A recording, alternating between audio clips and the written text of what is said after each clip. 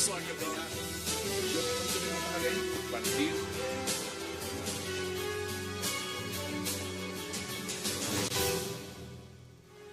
Bienvenidos a 360 grados, una visión global de la noticia, un espacio para debatir sobre todo lo que sucede en Colombia y en el mundo.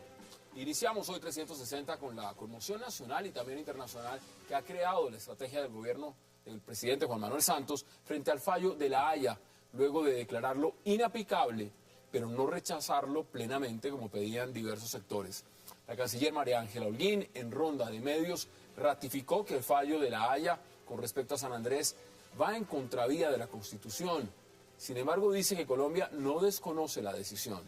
Desde Managua, ya voces sandinistas dicen que Santos fue irracional y grosero. Pero la gran pregunta es qué posición, si es ambigua o no la del presidente Santos.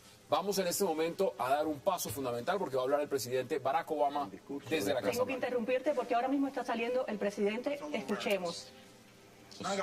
Esta noche quiero hablar con ustedes sobre Siria. ¿Por qué importa tanto y dónde vamos a ir desde este punto? Durante los últimos 2 años, lo que comenzó como protestas pacíficas contra el régimen de Bashar al-Assad se ha convertido en una brutal guerra civil.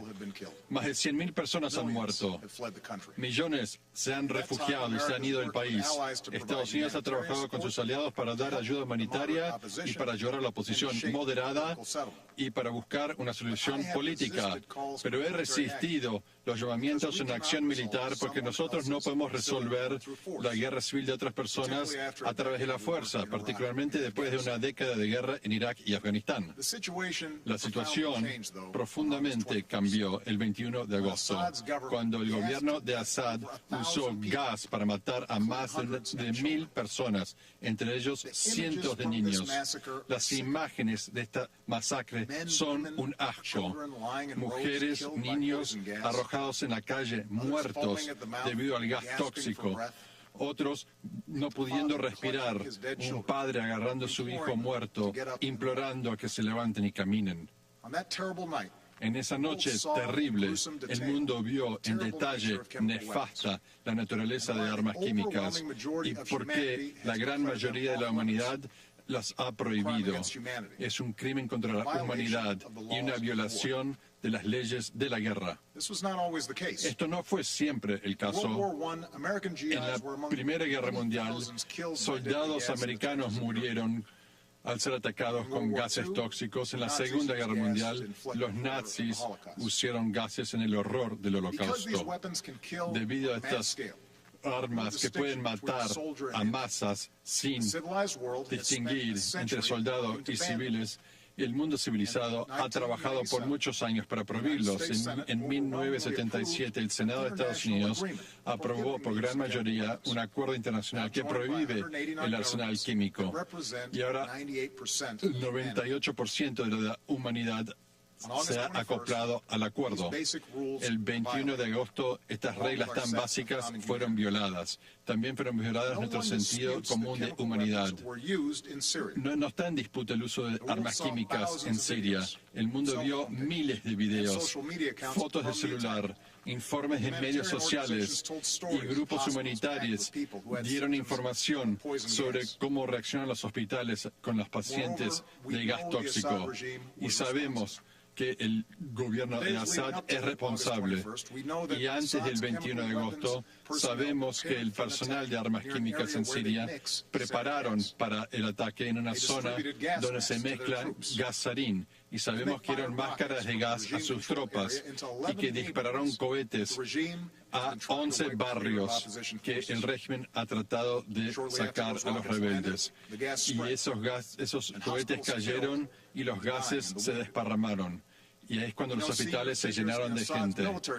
Y sabemos que altos funcionarios del gobierno de Assad verificaron el resultado de los ataques y aumentaron los ataques contra los mismos barrios afectados por el arsenal químico.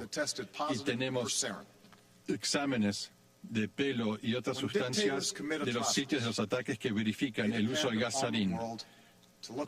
Cuando hay atrocidades, los dictadores necesitan el silencio del mundo. Pero estas cosas ocurrieron.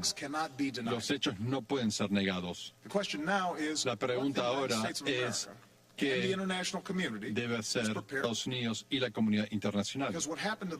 Lo que pasó a esa gente, a esos niños, no es una violación solamente de la ley internacional, sino una amenaza a nuestra seguridad. Voy a explicar por qué. Si nosotros fracasamos en actuar, el gobierno de Assad seguirá usando armas químicas. Mientras se deteriora la prohibición contra estas armas, otros tiranos no tendrán dudas en usar estas armas químicas. Y en algún momento del futuro, nuestros soldados se enfrentarán nuevamente a estas armas. Y será más fácil para grupos terroristas obtener estas armas y atacar a civiles. Si la lucha va más allá de las fronteras de Siria, nuestros aliados podrían ser perjudicados, como Jordania y Turquía. No ponernos firmes en la prohibición de estas armas también debilita nuestra prohibición a otras armas de destrucción masiva y da fuerza a Assad y a los socios de Assad, como Irán, que podría seguir construyendo armas de destrucción masiva. Esto no es un mundo que nosotros debemos aceptar. Este es el peligro. Y por eso, después de una deliberación muy cuidadosa, he determinado que es en la seguridad nacional de Estados Unidos responder al gobierno de Assad y su uso de armas químicas. Lo haríamos por medio de un ataque limitado militar. La meta sería disuadir a Assad a usar armas químicas de nuevo y también a debilitar la capacidad de ese gobierno de usar esas armas y también para dar un mensaje que no toleramos eso. Ese es mi juicio como comandante en jefe, pero también soy presidente de la democracia constitucional más antigua del mundo y aunque tengo la autoridad de ordenar un ataque militar, pienso que es correcto de tomar este debate y llevarlo al Congreso de Estados Unidos. Yo creo que nuestra democracia se fortalece cuando el presidente actúa con el apoyo del Congreso y creo que Estados Unidos actúa mejor, con más efectividad, cuando estamos unidos. Esto es particularmente cierto después de una década, después de poner más y más capacidad de guerra en las manos del presidente y más sacrificio sobre nuestras tropas, mientras alejábamos a otras personas del debate. Ahora, sé que después del gran sacrificio de Irak y Afganistán, la idea de cualquier acción militar, no importa lo limitado que sea, no va a ser popular. Después de todo, he pasado más de 4 años trabajando para poner fin a guerras, no para empezarlas. Nuestras tropas se fueron de Irak, están volviendo de Afganistán, y yo sé que los estadounidenses quieren que todos nosotros en Washington, particularmente yo, que se concentre en la tarea de construir nuestra nación aquí, en casa, crear empleos, educar a nuestros niños, hacer crecer a la clase media. No sorprende entonces que hagan preguntas difíciles, así que voy a preguntar algunas de las preguntas que he escuchado del Congreso y en cartas. En primer lugar, muchos han preguntado, ¿esto no nos va a poner en un camino hacia otra guerra? Un hombre me dijo que aún no estamos recuperando de Irak. Un veterano fue más obvio, dijo que estamos hartos de la guerra. Mi respuesta es simple. Yo no voy a poner tropas en el territorio sirio. No voy a buscar una acción sin fin, como Irak o Afganistán. No voy a buscar una campaña aérea como lo fue en Kosovo y Libia. Esto sería un ataque limitado con un objetivo muy claro: disuadir el uso de armas químicas en ese país y debilitar la capacidad química del gobierno sirio. Algunos preguntan si vale la pena hacer esto sin sacar a Assad del poder. Algunos miembros del Congreso dicen que no sirve de nada una operación tan precisa en Siria.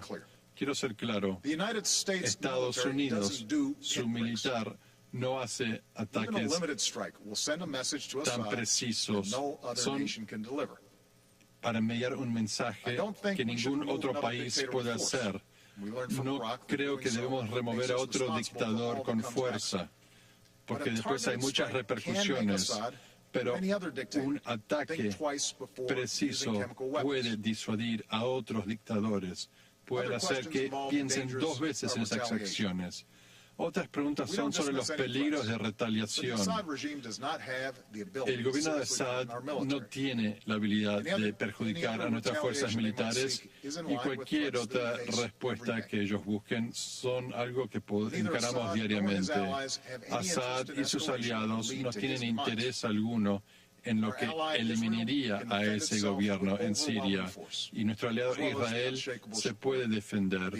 Y además ellos tienen el apoyo de Estados Unidos. Muchos de ustedes preguntan más ampliamente por qué debemos involucrarnos en un lugar tan complicado donde, como me dijo una persona, aquellos que vienen después de Assad podrían ser enemigos de los derechos humanos. Es cierto que muchos de los rivales de Assad son extremistas, pero Al-Qaeda solo se fortalecerá en una Siria más caótica si la gente ahí ve que el mundo no hace nada cuando inocentes son matados con gas. La mayoría de la gente de Siria y de la oposición de Siria con los cuales trabajamos, quieren vivir libres y con dignidad. Y nosotros vamos a siempre tratar de conseguir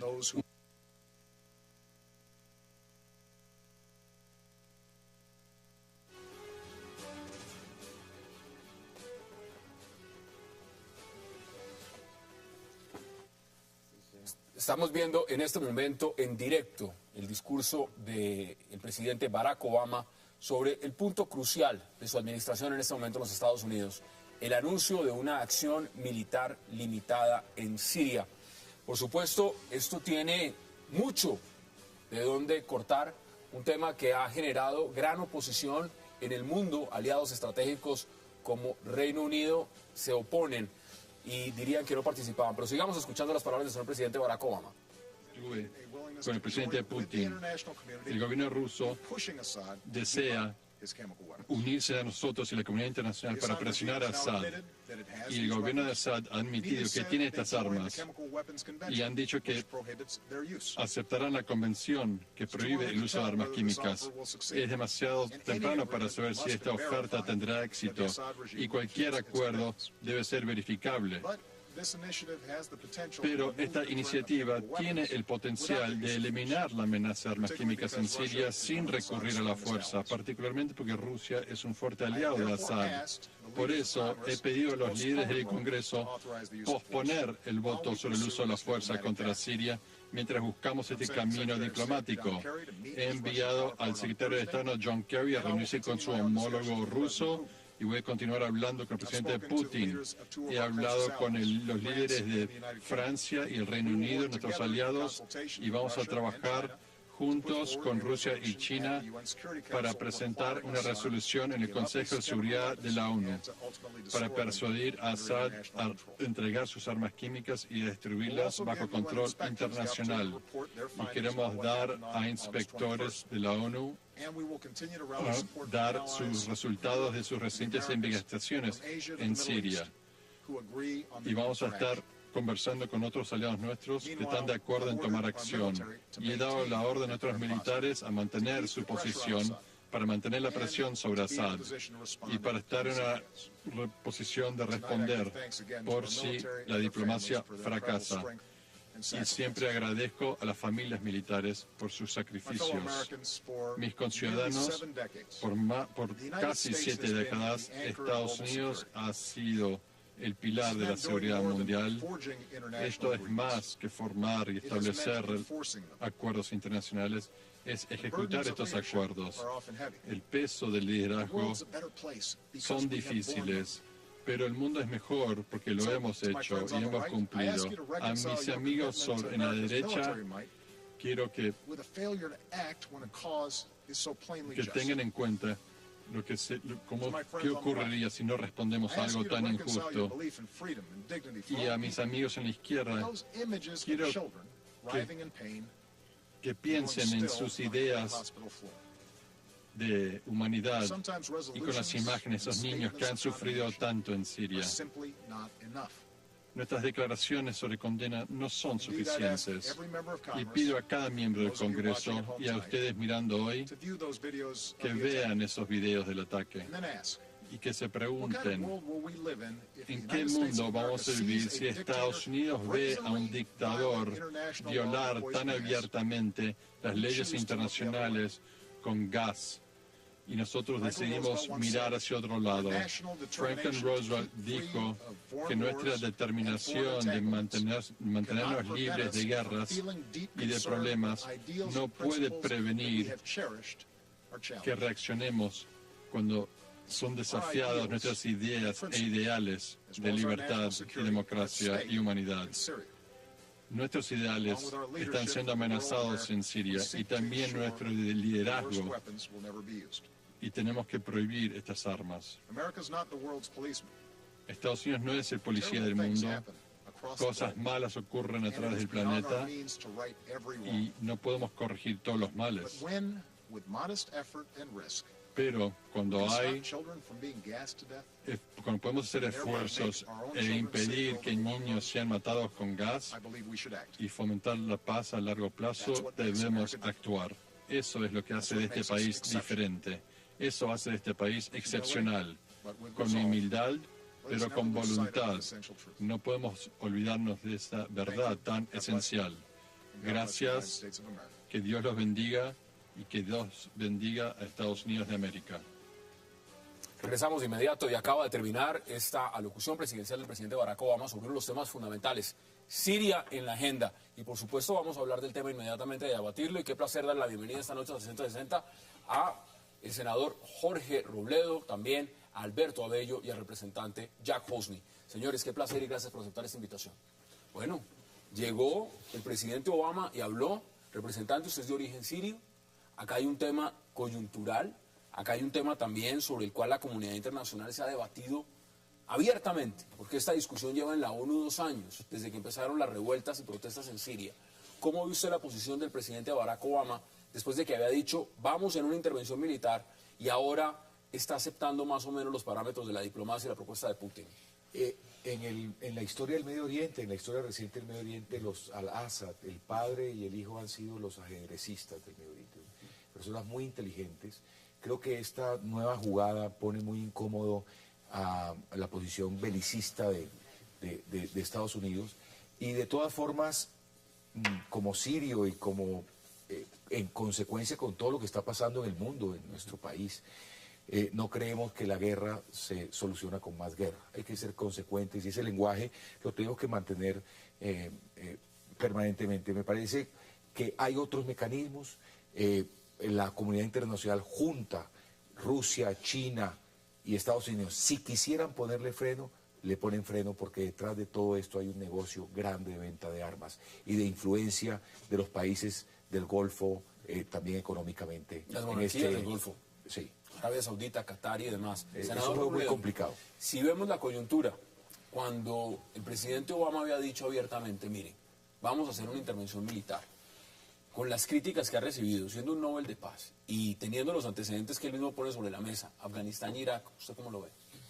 Pues a ver, pero permítame yo hago un comentario antes, Hassan, porque la información que hay en Colombia sobre este tema es malísima. Realmente la mediocridad de los medios de comunicación en Colombia, digo en general, en torno a los temas de política internacional es una cosa pasmosa. Entonces, hago un par de comentarios. Ahí en Siria hay un conflicto interno supremamente complicado, una especie de guerra civil, digamos. Sí, y han sucedido cosas pues que nadie puede compartir que sucedan. Eso pues, digamos, es fácil hacer un consenso con eso. Pero probablemente lo más complicado que está sucediendo en Siria es que hay una injerencia de los países vecinos inmensa, los árabes, los cataríes, los turcos, los gringos meten la mano, los europeos, los ingleses. Entonces, claro, todas esas tensiones, si entran más intereses desde afuera, hacen todo muchísimo más complicado, y ese es, digamos, el gran enredo que hay. Pero lo peor que está sucediendo en este momento es ver uno a Estados Unidos pasando por encima de la ONU, pasando por encima del derecho internacional y arrogándose un derecho que legalmente no tiene. O sea, el derecho que tiene es el derecho a la brutalidad. No, yo soy el más grande, soy el más armado y hago lo que se me dé la gana, y entonces voy a disparar contra Siria, cosa que es una monstruosidad. Yo quiero resaltar esta idea. El propio Papa Francisco y casi toda la gente sensata del mundo ha levantado su clamor diciendo Estados Unidos no puede hacer eso. Es decir, allá lo que hay que buscar son soluciones pacíficas, permitir que los sirios pues le busquen solución a sus problemas, etcétera. Y entonces digamos que ese es un poco a lo que estamos asistiendo. Entonces es Obama viendo a ver cómo interviene, pero también es verdad que las presiones en contra son muy grandes, que los sirios acaban de tomar una decisión muy inteligente, que es coger sus armas químicas y ofrecerlas para que los controle la comunidad internacional. Entonces ya digamos que Obama se queda la propuesta, se queda por lo menos sin pretexto. Ahora, Estados Unidos tampoco es que haya necesitado muchos pretextos para echar bala por el mundo entero, pero digamos que se le hace más difícil y probablemente podamos terminar en lo que yo creo que es lo sensato, es que a eso hay que encontrarle una solución pacífica y una solución finalmente acordada por los Aquí está diciendo el presidente que esto lo que hace es que lo pone, en inglés se dice on hold, como en espera, se mantiene ahí, pero no se suspende. Es decir, sigue la diplomacia, pero si esto no funciona, el Senado inmediatamente irá a la votación y si se aprueba, pues inmediatamente habrá una acción militar limitada. ¿Usted cómo ve el escenario? Porque el presidente Obama estaba dispuesto a irse de inmediato. Ahora llega esta propuesta y esta propuesta cambia un poco el panorama. Un comentario. En medio de la mediocridad de los medios, que es el senador Robredo, en el Nuevo Siglo hemos publicado artículos de académicos, de gente distinta, en general en contra de cualquier intervención militar. Y editorialmente fuimos los primeros en estar también en contra, ¿no? Y desde luego nos parece, en eso sí coincido con él, que las declaraciones del Papa fueron contundentes, porque obviamente Siria está siendo utilizada como conejillo de indias por las potencias y hay intereses de todas partes en ese sentido. Entonces, para nosotros, que una potencia vaya en este momento a golpear a Siria después de esa guerra que se ha convertido prácticamente, como lo dice también el senador, en guerra civil, es como salir a golpear a un paralítico. Es decir, es algo que... Hay 2 millones de refugiados. Exactamente, ¿no? Y además esto provocó, imagínense la zozobra de la gente que huyó de Damasco, que le dicen, estamos pensando en bombardear quizá mañana o pasado, y tuvieron que huir y dejar todo, sus familias, sus cosas, pero además la infraestructura de Damasco está destruida, las cloacas, es fétido, los olores, es decir, es algo extraordinario y terrible lo que está pasando allá, y nos demuestra un poco también la impotencia de las Naciones Unidas en ese sentido. Alberto, pero muchos se preguntan al mismo tiempo y dicen, ¿y qué hacemos con el conteo de muertos internos? Esa es una pregunta que se hacen muchos representantes. Dicen, bueno, aquí ya el saldo va por encima de los 100.000 muertos. ¿Qué hacemos ahí entonces? Yo quiero contestarle porque este fragmento de la historia no se puede descontextualizar. El Assad y su padre son 2 carniceros que han mantenido a Siria en una tensión permanente de guerra con Israel. No han matado nunca a un israelí, no han atacado nunca a Israel, pero han acabado con la población siria. Pero esa es la fórmula de los intereses extranjeros en Medio Oriente. Así lo hicieron con Esa es la fórmula de Estados Unidos, esa es la fórmula de los rusos en la Guerra Fría y en posguerra fría. Entonces, esto es más de lo mismo. Esta es la culebra que se está comiendo a sí misma con la misma fórmula. Tenemos que ser un poco más imaginativos. Toda esa plata que gastamos en guerra, ¿cuánto vale un Tomahawk? ¿Cuánto vale uno de esos misiles? ¿Cuánto vale desplazar todas esas naves al frente de las costas sirias? Pues eso puede ser utilizado para programas de resocialización. ¿Pero cuánto petróleo hay allá? ¿Cuánto petróleo hay en la región? Siria no tiene petróleo. No, en la región. Pero la región se puede encender a través de ahí. Entonces son los intereses internacionales que han jugado ahí. Él es un asesino y lo que ha asesinado en Siria es la democracia, que también es un concepto que se ha perdido. Todo el mundo se ha refugiado en el concepto religioso. Ese es un concepto que mezclado con política es bastante explosivo también. Pero toda esa fórmula ha sido una fórmula inventada desde las potencias posguerra fría e incluso guerra fría y posguerra fría. Senador, para que empecemos a redondear este tema, porque evidentemente aquí podríamos quedarnos hablando 1 hora completa, pero tenemos también en agenda el tema de San Andrés. Quiero antes de la pausa poder concluir este tema. ¿Cómo ve usted al presidente Obama? Es decir, lo acabamos de escuchar. ¿Usted cree que está en una encrucijada? Es un hombre que de una u otra forma llegó al poder en el 2008 y dijo, mire, me quiero acercar al mundo árabe, dio un discurso en el Cairo, dijo, me voy a salir de Afganistán, voy a retiro de tropas del 2014, voy a retirar tropas de combate de Irak. Y aquí lo vemos, Nobel de Paz, efusivamente diciendo es el primero que se quiere ir a la guerra. Sí, yo acabo de tirar un Twitter que dice que y se disipó la cortina de humo y Barack Obama quedó igualito a Bush. Se lo ve igualito. Sí, pues, digamos en lo fundamental. Ahora, algunos pues lo advertimos oportunamente, es que Estados Unidos, o sea, la política exterior norteamericana es una política bipartidista, es una política de Estado. Y pues digamos esto con una palabra que está prohibido usar, pero pues alguien la tiene que usar, es una política imperialista, o sea, Estados Unidos es un gran imperio que avasalla al mundo unas veces mediante las redes diplomáticas, mediante los teles, ese tipo de tratados, pero cuando le toca recurrir al colonialismo, o sea, echarle bala a la gente, lo hace. Y lo que vemos es a Obama jugando ese papel. Retóricas aparte, pues digamos que el personaje queda en su plata, pero por supuesto que también está encartado porque digamos que el mundo cada vez reacciona más a muchas cosas que hace 20 o 30 años de pronto no reaccionaba. Hay una ola en el mundo buscando un mundo más civil. Y está Rusia y China diciendo en el Consejo de Seguridad, no señor, por aquí no es el camino. Vamos a la pausa, porque a regreso vamos a hablar de nuestro tema central del día. Tiene que ver con San Andrés. Ya regresamos.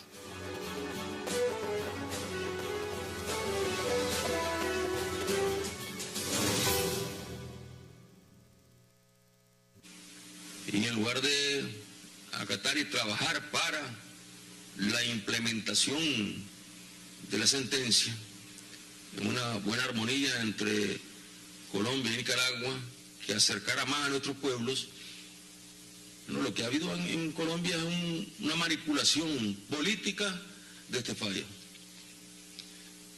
una manipulación electoral de este fallo, de parte de diferentes fuerzas políticas, que desconociendo totalmente el orden jurídico internacional los compromisos que Colombia ha asumido sobre la materia. Colombia ha sido sede de tratados, de acuerdos de los que estamos hablando. Colombia ha sido sede. Ahí se han firmado convenios que nos han comprometido en respetar esos convenios. Regresamos a 360 y esas declaraciones del presidente nicaragüense Daniel Ortega fueron hace 25 minutos. ¿Qué dijo? En resumidas cuentas, vamos a ver varios segmentos. Dijo lo siguiente, senador, representante, y empiezo de nuevo con usted, porque usted es de San Andrés, usted representa a San Andrés en el Congreso colombiano. Nicaragua dice que no negociará una gota de agua con Colombia, pero agrega Daniel Ortega que se respete el fallo, que no puede someterse a una discusión, que el tratado se hará, pero para poner en práctica lo que dijo La Haya. Y además está dispuesto a hablar siempre y cuando haya un marco de aplicar el fallo, pero teniendo en cuenta que aquí se va a respetar lo que dijeron en la Corte Internacional de Justicia. El extracto que vimos dice también que hay una manipulación electoral en Colombia por parte del gobierno cuando dice que el fallo es inaplicable. ¿Cómo ve las declaraciones de Ortega? Bueno, yo voy a partir de las declaraciones de Santos. Aquí lo he dicho en el Congreso, lo he dicho antes, en varias publicaciones por escrito. Cuando uno asiste a una corte, sabe cómo aplica el derecho. Me parece que desconoció hechos fácticos importantes, la unidad del archipiélago, la reserva de biosfera, la supervivencia del pueblo raizal. Y esos temas para un presidente son importantes, porque había dos frentes de batalla para el presidente. Uno, el frente internacional, y otro, el frente en San Andrés. Si no respondía adecuadamente, podía perder a San Andrés por otros motivos. Así que él fijó una posición fuerte. Decir que las fronteras de Colombia solo las modifica el Congreso de la República, es decir, el Meridiano 82 está fijo. Así que tenemos dos países diciendo, yo no me muevo de mi posición y yo no me muevo de la otra. Cuando dice manipulación electoral del fallo en Colombia, está diciendo Daniel Ortega, hay que recordar que el presidente la semana pasada, según Gallup, 72% de imagen de desfavorabilidad. ¿Cómo ve eso, senador Robledo? Pero permítame, digo esto primero, Hassan. A ver, hoy hay un grupo de internacionalistas que en el tiempo dicen que ellos a la intervención del presidente Santos les sintieron más un tono político. Si uno lee con atención lo que está dicho por el doctor Santos, es que es el acatamiento del fallo. Sí, porque lo que dice la frase que resume el asunto dice Dice, tendrá que haber, digamos, no es aplicable el tratado hasta tanto no es aplicable el fallo hasta tanto no se firme un tratado. Sí, que es, digamos, una manera de reconocer, sí, que hay un nuevo orden. O sea, que el orden anterior ha sido superado por el fallo, pero que hay que adecuarlo a un tratado. Yo siento que hay todo un movimiento político del presidente Santos y un poco, y digamos que no me opongo, pues en general la idea, sino que señalo un poco un movimiento político pues de un país que en un fallo de una corte internacional que es inapelable, formalmente inapelable, pues nos arrebata nada menos que 90.000 kilómetros cuadrados. Y aquí quiero decir una segunda cosa que es bien importante, pienso yo. Yo creo que los 3 últimos gobiernos en especial manejaron horrible eso. Pero además digo esto, el Polo Democrático Alternativo nunca fue consultado por ningún gobierno con respecto a qué hacer en el caso de Nicaragua, y ahora esta última decisión tampoco. Entonces aquí cuando salen estos gobiernos y el presidente Santos a decir que esta es, digamos, que el país todo y la unidad, etcétera, etcétera, resulta que no, que aquí hay unos que pareciéramos que no somos colombianos. Senador, ¿sabe qué es más grave? No le consultaron a los propios sanandresanos. Muchos de ellos pero digamos que eso ya se ha mencionado mucho, pero lo nuevo es, lo que estoy diciendo es que a nosotros tampoco se nos consulta, y esa sigue siendo la práctica a pesar del fracaso de las cosas. Ya le doy la palabra, representante. Alberto, ¿usted cómo lo ve? Porque por supuesto ya reaccionaron desde Nicaragua. Ayer estaban muy pendientes toda la cúpula del gobierno y militar en Nicaragua y la población en general de qué iba a decir el presidente Santos. Ya habló Ortega. Nosotros, digamos, en el nuevo siglo, yo en su momento cuando se presentó la demanda a Nicaragua, yo era partidario totalmente de ir a La Haya y decir, bueno, ese tratado es nulo, nos devuelve las islas que les dimos a cambio de nada, las cosas en derecho se deshacen como se hicieron, y reclamar las islas que era donde nos estaban demandando. Obviamente eso no tuvo mayor acogida, aunque sirvió mucho para comentar la cosa con el doctor Alfonso López Miquelsen en esa época, que eran muy interesantes los comentarios que él hacía. Pero en este momento hay que recordar que en el 1932 el profesor José María Yepes dejó una constancia cuando Colombia entró aceptó ese tribunal internacional, por medio de la cual los tratados anteriores a esa época jamás eran intangibles, jamás serían tocados. Entonces, con esa teoría y con la teoría de que el tratado es inaplicable y otros conceptos en derecho que hay, estaríamos con el Tratado de Guerra Bárcenas vigente, porque esa corte no tiene capacidad para acabar con los tratados, no la tiene. Es decir, en un fallo de litigio de esa naturaleza no puede abolir los tratados. Una cosa es lo que estamos debatiendo acá en esta mesa, y les voy a dar, por supuesto, la palabra a todos, pero también es importante saber qué piensan los nicaragüenses. Y para eso, qué mejor que hacer contacto en Managua en este momento con Manuel Madrid, quien es representante de Nicaragua ante la Corte de La Haya. Es bueno que él sepa fue representante. Que el embajador, Manuel, bienvenido como siempre, Zambrano, y gracias por aceptar la invitación. Declaró que ellos habían reclamado a San Andrés solo para ganar un poco de más. Usted acaba de escuchar, el día de ayer escuchó al presidente Juan Manuel Santos su intervención cuando dice el fallo es inaplicable. Y escuchamos hace también minutos al presidente Daniel Ortega dar su exposición y su reacción frente a lo que dijo el presidente, el mandatario colombiano. ¿Cómo ve usted y cómo ven los nicaragüenses lo que dijo el presidente Santos? ¿Aló? Sí, Manuel, ¿me escucha? Bueno, yo creo que el presidente Santos, el presidente Ortega mencionó, pues ya, yo tuve una posición, creo, bastante crítica de ese planteamiento, pero me parece que el planteamiento del presidente Ortega es una respuesta, pero bien acertada al tema. El punto no es tanto, no se trata de la situación de que estamos arrebatando Panamá, como en el caso de los Estados Unidos, la de Panamá, yo lo entiendo. Se trata de una demanda de la Corte Internacional de Justicia conforme al hecho. Que hay un fallo de la Corte Internacional de Justicia. Se trata de una situación no de arrebato, no de imperio, no, porque Nicaragua no es un imperio, Nicaragua es un país muy digno, un país pequeño, ¿no? Pero muy digno y muy orgulloso de ser nicaragüense. Entonces, yo estoy seguro que el pueblo colombiano entiende que el planteamiento no es votar y tirar, digamos, todo lo que se ha hecho hasta ahora. Estamos hablando de derecho internacional. Derecho internacional no es un derecho que se hizo ayer ni ayer, es un derecho que tiene siglos, que ha sido estructurado sobre la base de las experiencias de las relaciones internacionales de los estados, Y el planteamiento que hace el presidente Ortega parece absolutamente consistente. El beneficio no es, el beneficio es de la paz general, o sea, no es una cuestión conflictiva. Los pueblos, tanto el pueblo colombiano como el pueblo nicaragüense, no aspiran, lo que aspiran son a trabajo, a desarrollo, a paz, no crear conflictos. O sea, yo coincido plenamente con el planteamiento del presidente Ortega, o sea, que lo que hay que plantear es defender la defensa del derecho internacional sobre lo cual hay consenso a nivel mundial. Manuel, pero mire, tengo acá, digamos, está en la mesa con nosotros el representante Jack Housen, es congresista por San Andrés en Colombia, y hay un tema que antes de darle la palabra quiero preguntarle. ¿Hay una política expansionista de Nicaragua en el Atlántico? Y se lo pregunto porque países como Honduras, como Costa Rica, como Jamaica, están apoyando a Colombia en este caso y están diciendo Nicaragua lo que quiere es expandir sus fronteras en el mar Atlántico, y esto se está llevando por la borda absolutamente todos los tratados, todos los acuerdos y toda la legislación establecida con anterioridad. Contésteme eso brevemente para también darle la oportunidad al representante Jack Housen, Manuel. No, que Nicaragua es un país, nunca ha sido un país expansionista. Yo me quedo viendo, digamos, o usted se queda viendo, cualquier nicaragüense, para ser más exacto, se queda viendo el mapa de Nicaragua actualmente, hoy, y cada pulgada de ese mapa siempre ha sido territorio nicaragüense.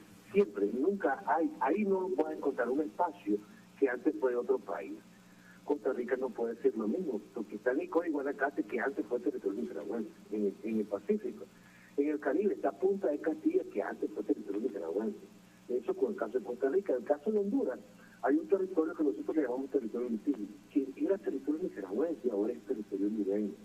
En el caso del Caribe, San Andrés, Provincia de Catalina, era territorio nicaragüense, ahora es territorio colombiano. ¿No es así? O sea, Nicaragua una pulgada, territorio nicaragüense. Una pulgada. Manuel, permítame, le voy a dar la palabra porque el representante Jack Housen no está de acuerdo con lo que usted está diciendo. Yo quiero partir de un hecho que ha generado todo este conflicto.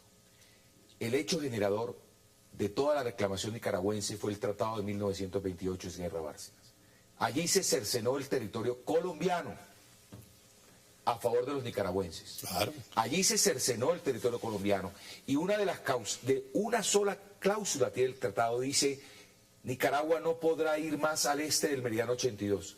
Y desde la firma del tratado, todo el tiempo ha tratado de ir al este del meridiano 82. Ha tratado de agredir a los adversarios de manera fáctica, con su presencia militar, haciendo, inclusive antes del fallo de La Haya, decían que eso capturando pescadores eso cada rato. Absolutamente claro, porque esto es una discusión que parte de una donación o de un reconocimiento que hace Colombia a un territorio a favor de Nicaragua. Las islas nunca han sido nicaragüenses. Nunca tuvo salida al Atlántico, Nicaragua jamás, en la colonia, en ninguna época. El presidente Ortega dice lo siguiente, que hay un punto de coincidencia, y es el tratado. ¿Usted cree que realmente en la voluntad política del presidente Santos, que ha dicho, eso tiene que ir al Congreso, son ustedes los congresistas los que tendrán que analizar si se puede reformar o no las fronteras del país y todo lo demás, ¿eso es viable en Colombia o aquí se va a dilatar esto? Digamos que el asunto es muy complicado, porque digamos que es apenas natural que un fallo de una corte internacional, pues si se acoge, tiene que convertirse en normas internas, porque afecta, digamos, las realidades geográficas y de límites, etc. Entonces, la idea del presidente Santos de hablar de un tratado es una manera de reconocer, en eso seamos francos, es una manera de reconocer el fallo de La Haya, o si no, no habría tratado que tramitar, porque ya todo estaría definido. Bueno, entonces él habla de tratado. En Nicaragua también hablan de tratado, pero ¿cuál va a ser la dificultad para avanzar con ese tratado? Y es cuál va a ser el punto de partida que cada una de las dos partes va a utilizar. Bueno, yo saludo que se esté hablando de tratado porque eso implica que es una solución conversada, que es lo que hay que buscar. Cualquier arreglo debe ser un arreglo conversado. Pero entonces, ¿qué es lo que yo pienso que va a suceder? Que Nicaragua va a decir, tratado sí a partir de reconocer el fallo y darle forma, digamos, local al fallo, y podría suceder, no sé qué estén diciendo, que Colombia diga lo contrario, entonces podemos terminar en un empantanamiento. No, es que en este momento la Corte no tenía facultad la Corte Nacional de la Haya para decidir sobre tratados anteriores de su misma existencia. Y además Colombia había hecho una solvedad cuando entró a ese tribunal. Lo que pasa es que Colombia nunca debió haber ido a la Corte de la Haya. Jamás, yo siempre lo dije también jamás. Y se iba para decir, hay nulidad, nos devuelve las costas. Ese era el punto, nunca debió haber ido a Colombia. Pero sí creo que ahora hay que invocar la unidad nacional y ser unidos, la izquierda, la derecha, el centro, todos los sectores en Colombia, para defender lo nuestro.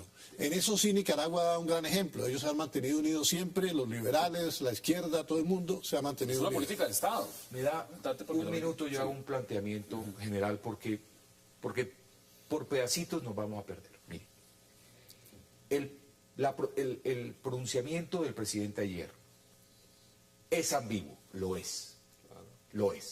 Y tan es ambiguo que yo digo que ratificó la frontera del 82 y fue más allá cuando decretó la unidad del archipiélago y las zonas contiguas y la plataforma continental como colombianos, pero también dice que no desacata. Y es que en el plano en que está el presidente está caminando por una línea muy delgadita.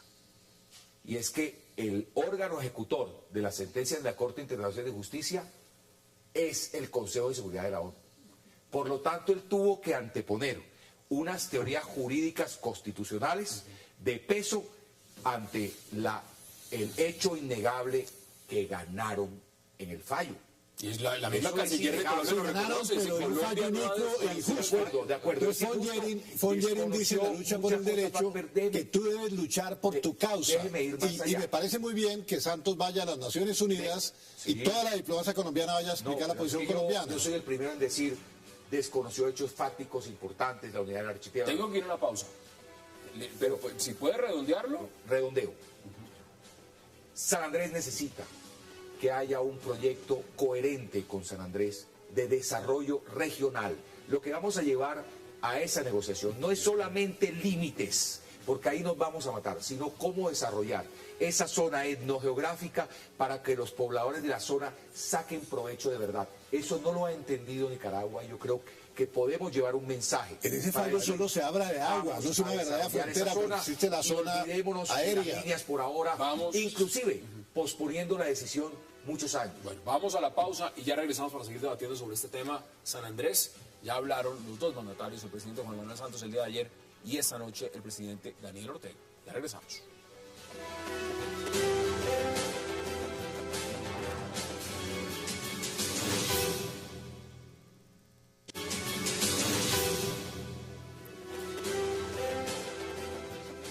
Regresamos al 360. Manuel, usted ha estado escuchando el debate desde Managua. Quiero darle también la oportunidad de que usted pueda intervenir. Fueron muchas las cosas que dijo el representante Yajosny, que ha dicho el senador Robledo y también Alberto Abello. ¿Qué dice usted al respecto? Óigame, yo le preguntaría, digamos, a los panelistas de qué problema tiene con el derecho internacional. El derecho internacional son normas establecidas. No se trata, como le decía anteriormente, de un arrebato de Nicaragua. Se trata de un reclamo de Nicaragua en el marco del derecho. Yo no veo cuál es el problema que tiene en la aceptación del derecho. ¿Tiene problema con el fallo? Pues, que pidan una aclaración, que pidan una interpretación, que pidan... O sea, es que aquí nosotros tenemos que partir de que el derecho es lo que va a regir las relaciones entre los Estados y lo que ha venido regiendo las relaciones entre los Estados desde siempre. O sea, no se trata de instigar o de crear un conflicto, no hay. El derecho internacional a la voluntad política es decir, la fuerza. No es una la diferencia del resto del derecho. Estados Unidos que arrebata a Colombia y Panamá intereses, sino que Nicaragua es al revés, porque nosotros tenemos menos de 100.000 habitantes. Colombia consciente y va ante la Corte Internacional de Justicia y presenta sus alegatos. Nicaragua reclama más de lo que se le entrega, pero Nicaragua acepta el fallo de la Corte Internacional de Justicia, que eso es lo que rige las relaciones entre los Estados. Si nosotros respetamos un fallo, respetamos el derecho internacional, nosotros estamos estamos en la ley de la selva. Los distinguidos panelistas, estoy seguro que son especialistas en derecho internacional también y saben lo que significa el derecho internacional, que es una normativa que no hicieron ni los diputados colombianos ni los diputados nicaragüenses. Entonces son unas normativas que existen desde hace mucho tiempo en función del mantenimiento de la paz y las relaciones internacionales. Miren, un punto importante, y es el siguiente, Alberto, y se lo pregunto también. Pues evidentemente las fuerzas militares en Nicaragua dicen, nosotros no vamos a ceder, esto ya no lo entregaron, esto ya es nuestro. ¿Colombia qué tiene que hacer ahí entonces? Eso no se ha entregado nada. Colombia está ejerciendo su soberanía ahí. Eso dice Nicaragua. Representante, Colombia ejerce su soberanía ahí. He escuchado la última parte de mi intervención, me la tuve que hacer a la carrera, y es que vemos primero a una negociación con temas diferentes solamente al tema limítrofe. Hay más. Averigüemos, por ejemplo, si podemos invertir en una ruta de cruceros que vaya a Bluefields, a Court Island, inclusive a Roatán, pase por San Andrés. ¿Cómo vamos a hacer un intercambio cultural? Llenemos esto también de otros temas. A ver, pero ¿esto cómo le afecta a lo que dijo el presidente Santos frente a lo que ha planteado ya Nicaragua y que tiene tan avanzado como un canal interoceánico? Le afecta, porque es que a todos nos afecta. San Andrés es un sitio de paz, un sitio donde la gente va a descansar. Tampoco le sirve una situación de tensión, pero a Nicaragua tampoco le sirve una situación de tensión en las aguas aledañas a un canal donde esté la Armada colombiana, por la fuerza o no, haciendo interdicción marítima porque tiene derecho a hacerlo. O sea, hay que plantear otro escenario, hay que salir del fallo de La Haya, hay que salir de lo que dice Colombia, hay que plantear, por ejemplo, justamente no se quiere salir del fallo de La Haya. Un error histórico es que no se hayan vinculado raizales a la negociación. Vinculemos raizales de las dos costas, de la costa colombiana, de las islas colombianas y de la costa nicaragüense, en un diálogo más estrecho. Empecemos a redondear este tema, senador. Yo diría esto, hay que insistir en el diálogo. Esa es una cuestión de la que no debemos salirnos, y espero que Nicaragua no se salga tampoco de esa idea. Esto es conversando, hay un desacuerdo complicadísimo, pues porque digamos que los intereses en juego son supremamente grandes. Nosotros tenemos una tradición histórica, pero digamos ellos ganaron la demanda y eso, digamos, son realidades que están allí. Pero además voy a insistir en que esto se manejó muy mal siempre, porque Colombia no ha debido jugar como jugó, es un absurdo lo que hizo. Pero esto tiene una cosa que nos puede llevar un poquito al tema de Siria, es que todo este desorden en buena medida empieza porque el Tratado de Guerra Bárcenas se hace con una Nicaragua ocupada por las tropas norteamericanas. Entonces ahí hay, digamos, una espina clavada. Pero desde paradójicamente... el inicio. Lo menciono simplemente... Pero, sí, no sé senador, paradójicamente la presión fue contra Colombia, sí, pero ¿no? Lo cierto es que estaba ocupado y entonces eso se vuelve, digamos... argumentos. Eso dicen los nicaragüenses. Sí, claro, entonces lo que hay es que sentarse a mirar pues qué se va a hacer, pero la situación es muy Por complicada. ocupada que estuviera, nunca había tenido costas en el Atlántico Nicaragua, solo las tuvo cuando nosotros se las dimos históricamente. Y técnicamente, en teoría, el Tratado de Guerra Bárcenas sigue vigente, porque esta Corte no lo podía acabar, y en la Constitución colombiana los pactos no se pueden violar, así los desconozca Nicaragua. Así que por ahora, mientras no haya otro tratado, ese Tratado de Guerra Bárcenas tenemos que defenderlo, la soberanía, y esperamos que la Armada y nuestras tropas y la gente, la población de San Andrés, en realidad todos somos raizales aquí en Colombia, ¿no? Los de San Andrés y los de acá. El tema de la independencia, ahí está. Yo no sé si qué tan latente este representante, usted lo sabrá mejor, si eso todavía influenció mucho la decisión del presidente Santos de tomar la posición que tomó. Sin duda, lo tenía que tener en cuenta y se lo dijimos.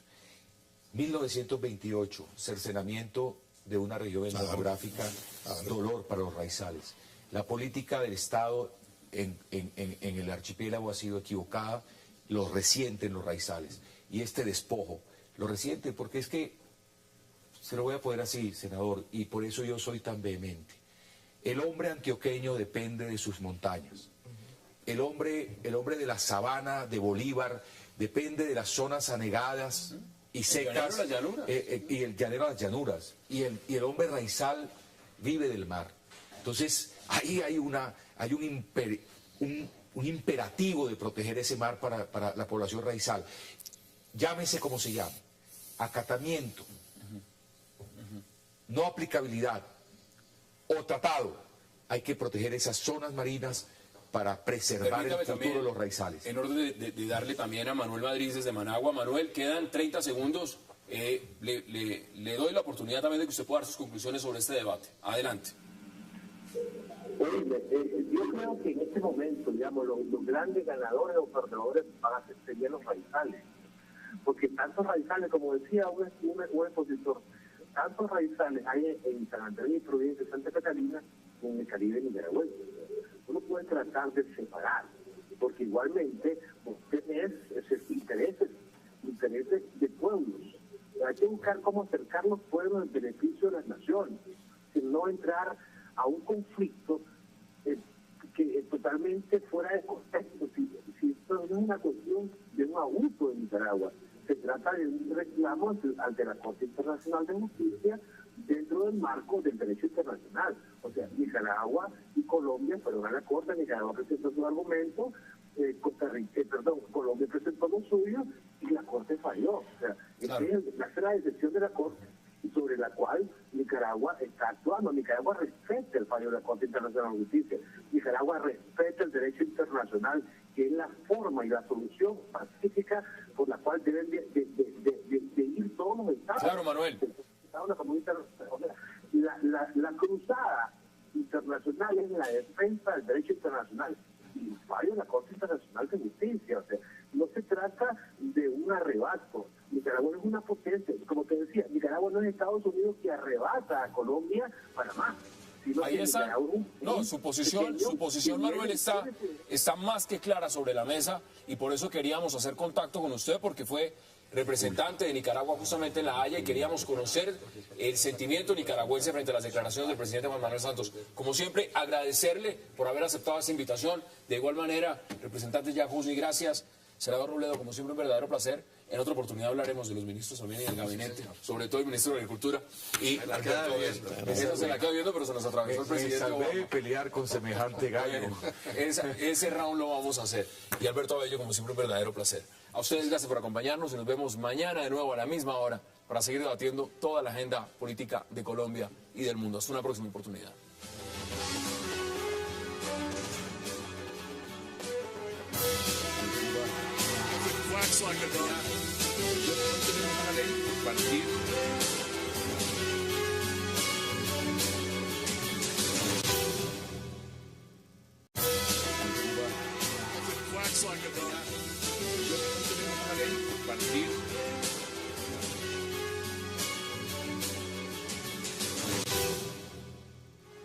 Bienvenidos a 360 grados, una visión global de la noticia, un espacio para debatir sobre todo lo que sucede en Colombia y en el mundo.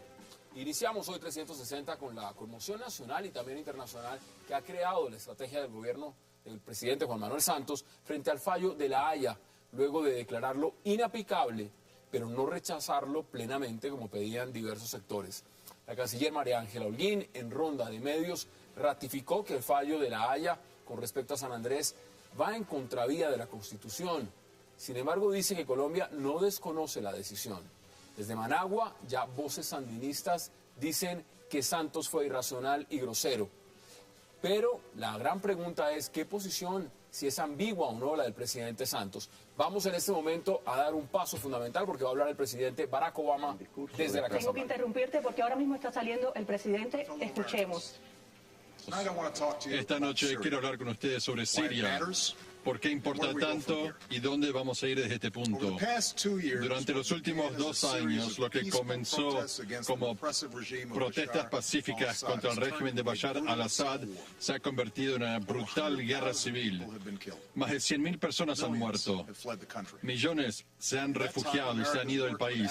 Estados Unidos ha trabajado con sus aliados para dar ayuda humanitaria y para ayudar a la oposición moderada y para buscar una solución política. Pero he resistido los llamamientos en acción militar porque nosotros no podemos resolver la guerra civil de otras personas a través de la fuerza, particularmente después de una década de guerra en Irak y Afganistán. La situación profundamente cambió el 21 de agosto, cuando el gobierno de Assad usó gas para matar a más de 1.000 personas, entre ellos cientos de niños. Las imágenes de esta masacre son un asco. Mujeres, niños arrojados arrojados en la calle, muertos debido al gas tóxico. Otros no pudiendo respirar, un padre agarrando a su hijo muerto, implorando a que se levanten y caminen. En esa noche terrible, el mundo vio en detalle nefasta la naturaleza de armas químicas y por qué la gran mayoría de la humanidad las ha prohibido. Es un crimen contra la humanidad y una violación de las leyes de la guerra. Esto no fue siempre el caso. En la Primera Guerra Mundial, soldados americanos murieron al ser atacados con gases tóxicos. En la Segunda Guerra Mundial, armas y atacar a civiles. Si la lucha va más allá de las fronteras de Siria, nuestros aliados podrían ser perjudicados, como Jordania y Turquía. No ponernos firmes en la prohibición de estas armas también debilita nuestra prohibición a otras armas de destrucción masiva y da fuerza a Assad y a los socios de Assad, como Irán, que podría seguir construyendo armas de destrucción masiva. Esto no es un mundo que nosotros debemos aceptar. Este es el peligro. Y por eso, después de una deliberación muy cuidadosa, he determinado que es en la seguridad nacional de Estados Unidos responder al gobierno de Assad y su uso de armas químicas. Lo haríamos por medio de un ataque limitado militar. La meta sería disuadir a Assad a usar armas químicas de nuevo y también a debilitar la capacidad de ese gobierno de usar esas armas y también para dar un mensaje que no toleramos eso. Ese es mi juicio como comandante en jefe, pero también soy presidente de la democracia constitucional más antigua del mundo y aunque tengo la autoridad de ordenar un ataque militar, pienso que es correcto de tomar este debate y llevarlo al Congreso de Estados Unidos. Yo creo que nuestra democracia se fortalece cuando el presidente actúa con el apoyo del Congreso. Los nazis usaron gases en el horror del Holocausto. Debido a estas armas que pueden matar a masas sin distinguir entre soldados y civiles, el mundo civilizado ha trabajado por muchos años para prohibirlos. En 1977, el Senado de Estados Unidos aprobó por gran mayoría un acuerdo internacional que prohíbe el arsenal químico. Y ahora el 98% de la humanidad se ha acoplado al acuerdo. El 21 de agosto, estas reglas tan básicas fueron violadas. También fueron violadas nuestro sentido común de humanidad. No está en disputa el uso de armas químicas en Siria. El mundo vio miles de videos, fotos de celular, informes de medios sociales y grupos humanitarios dieron información sobre cómo reaccionan los hospitales con los pacientes de gas tóxico. Y sabemos que el gobierno de Assad es responsable. Y antes del 21 de agosto, sabemos que el personal de armas químicas en Siria prepararon para el ataque en una zona donde se mezcla gas sarín. Y sabemos que eran máscaras de gas a sus tropas y que dispararon cohetes a 11 barrios que el régimen ha tratado de sacar a los rebeldes. Y esos cohetes cayeron y los gases se desparramaron. Y es cuando los hospitales se llenaron de gente. Y sabemos que altos funcionarios del gobierno de Assad verificaron el resultado de los ataques y aumentaron los ataques contra los mismos barrios afectados por el arsenal químico. Y tenemos exámenes de pelo y otras sustancias de los sitios de los ataques que verifican el uso del gas sarín. Cuando hay atrocidades, los dictadores necesitan el silencio del mundo. Pero estas cosas ocurrieron. Los hechos no pueden ser negados. La pregunta ahora es ¿qué debe hacer Estados Unidos y la comunidad internacional? Lo que pasó a esa gente, a esos niños, no es una violación solamente de la ley internacional, sino una amenaza a nuestra seguridad. Voy a explicar por qué. Si nosotros fracasamos en actuar, el gobierno de Assad seguirá usando armas químicas. Mientras se deteriora la prohibición contra estas armas, otros tiranos no tendrán dudas en usar estas armas químicas. Y en algún momento del futuro, nuestros soldados se enfrentarán nuevamente a estas armas y será más fácil para grupos terroristas obtener estas